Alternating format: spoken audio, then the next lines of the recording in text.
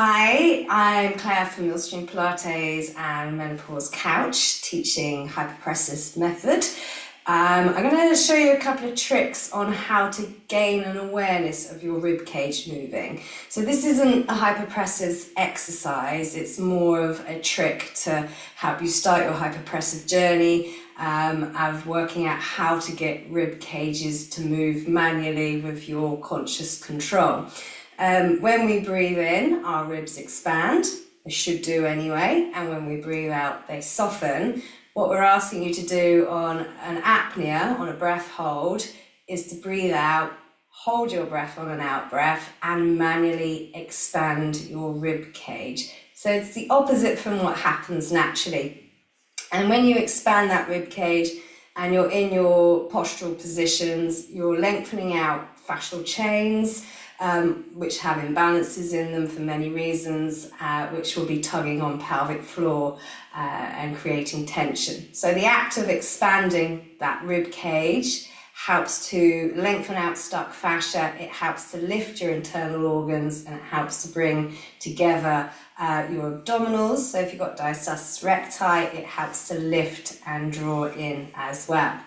But how do we even access that rib cage expansion in the first instance?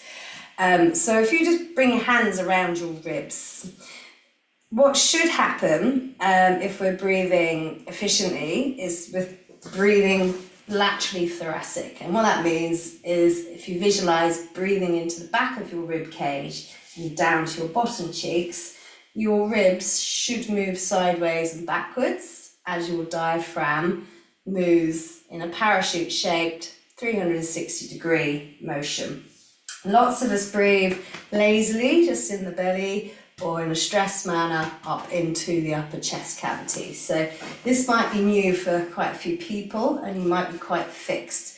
So lots of things you can do to try and get the ribs to move over time. We'll visit that another day, but today I'm just going to give you a couple of access points to finding your initial rib cage expansion if you're past that point already.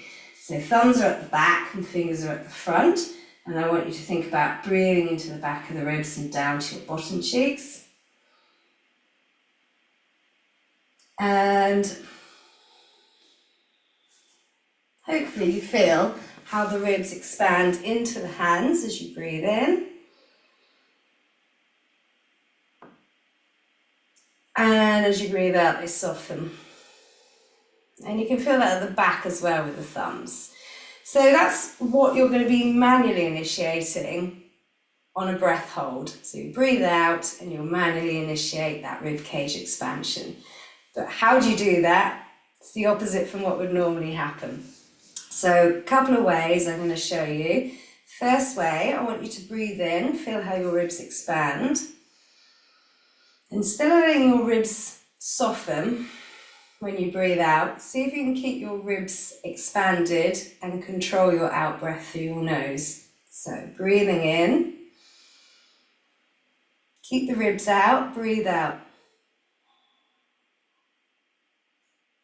Now breathe in, and they should still be fairly well expanded, and breathe out. Let them soften. So we'll do that again, breathing in, let them expand.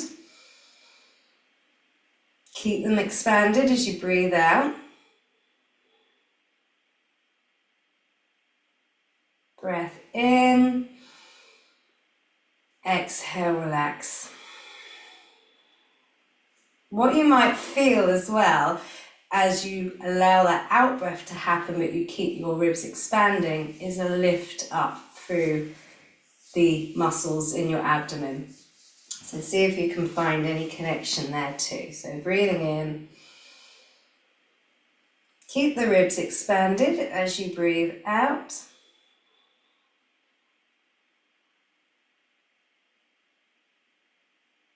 Breath in, and exhale, relax. Okay. So that's just showing you that it is possible to manually take control over your rib cage and do the opposite with it from what it naturally wants to do in the autonomic nervous system.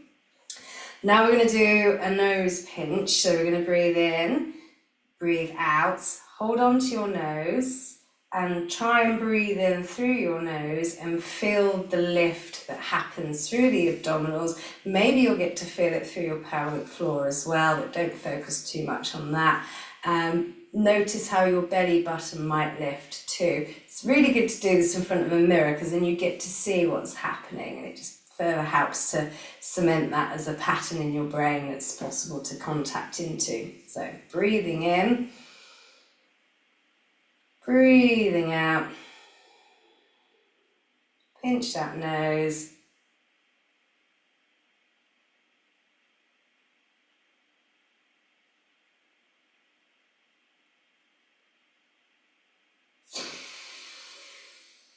so hopefully you got to feel that lift in a little bit more of an intense fashion up through the ribs and the expansion. Show you sideways on, breathing in,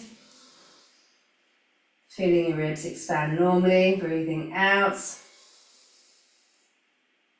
pinch your nose,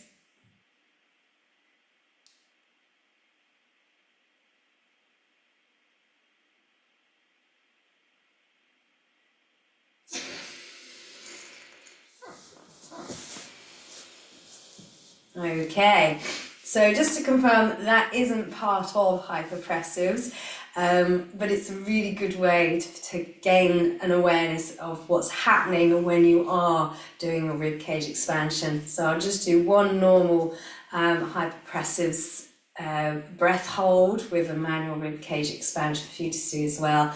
Hopefully you can see there's no tension around my neck, whereas there is when you're trying to breathe in, holding onto your nose. Okay, so I'm just in high kneeling. I'm going to have the arms out to the side in first position. Breathing in, feeling the ribs expanding, breathing out, staying relaxed and feeling the ribs soften. Breathing in, thinking of breathing into the back of the rib cage and down to your butt cheeks. Breathing out. Breath in.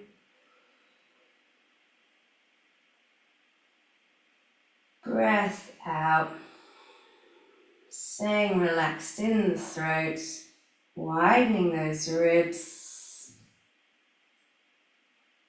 Keep looking to widen the ribs all the way throughout that breath hold. Noticing if there's a lift in the belly button. And then relax. So one more time, breath in. Breath out. Widen the rib cage.